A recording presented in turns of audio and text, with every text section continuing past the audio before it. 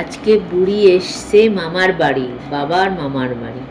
এখানে এত বড় মাঠ পেয়ে বুড়ি দৌড়ে বেড়াচ্ছে। এটা দক্ষিণ চব্বিশ পরগনার একটা গ্রাম। দৌড়তে গিয়ে একবার পড়েও গেছে, তাও দৌড়বে। কি রৌদ্র, পরিষ্কার বাতাস, কোনো গাড়ির আওয়াজ নেই, বাইক গাড়ির আসার কোনো ভয় নেই, নিশ্চিন্তে মনের সুখে দৌড়েছে। মা ডাকছে মুখ হাত পা ধোয়ার জন্য, তাও যাবার নাম নেই। ধরে নিয়ে যাবে মা। তারপরে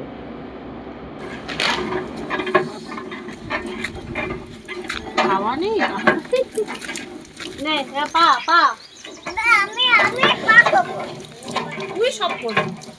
ওই পা দে, ওই পা। আমি পা এই এই এটা আওয়াজ না রে।